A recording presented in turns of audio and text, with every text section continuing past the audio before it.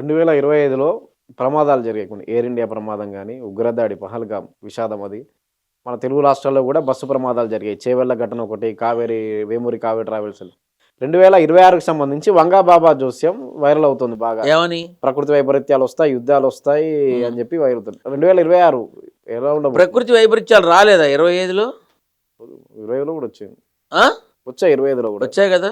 యుద్ధాలు జరగలేదా కాశ్మీర్లో?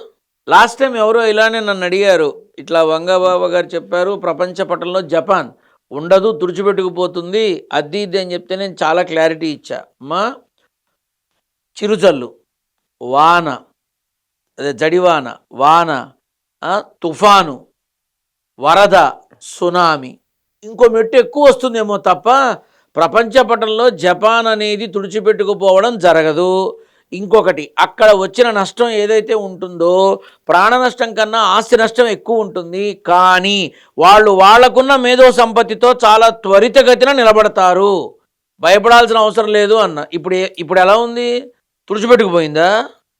లేవకుండా పోయిందా? మళ్ళీ మొదలు పెట్టారుగా. జపాన్ నుంచి మనకి ఎక్స్పోర్ట్ అవ్వవా ఐటమ్స్? ఇప్పుడు కూడా చేస్తున్నారుగా. మరి ఏమైంది? నేను ఒక మాట చెప్తాను. ఒక భయానికి లోను చేసి, ఒక అనుమానానికి లోను చేసి, ఒక ఆందోళనకి లోను చేసి డబ్బు సంపాదించుకునే క్రమంలో ఈ రకమైన విధానాలు జరుగుతున్నాయి తప్ప ఏనాడు యుద్ధాలు జరగకుండా లేవు. ప్రకృతి వైపరీత్యాలు విజయవాడలో బుడమేరు పొంగినప్పుడు 75 ఏళ్ల వయసున్న సీఎం చంద్రబాబు నాయుడు గారు బురదలో దిగి ఎన్నో చర్యలకి పూనుకున్నారు ఆయన. అది వైపరీత్యం కాదా? ఇక్కడ తెలంగాణలో ఒక ఊరే పోయింది, కామారెడ్డిలో వరదలు వచ్చాయి, ఊరే పోయింది. ఇది వైపరీత్యం కాదా? ఢిల్లీ దగ్గర జమ్మూ కాశ్మీర్లో ముక్కుపచ్చలారని వాళ్ళని, కొత్తగా పెళ్ళైన వాళ్ళని, అసలు ఏమాత్రం సంబంధం లేని వాళ్ళని కాల్చి చంపారు.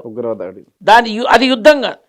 మన భారతావనిలో ఇలాంటివి కొత్త ఏం కాదు, జరుగుతూ ఉంటాయి. కాకపోతే భరతమాత ముద్దుబిడ్డ నరేంద్ర మోడీ గారి యొక్క అత్యంత జాగ్రత్త విధానము ఇవాళ దేశాన్ని నలువైపులా ఒక చక్కని అందమైన రూపానికి దారితీసే విధంగా దోహదపడుతున్న ఆయన చర్యలన్నీ.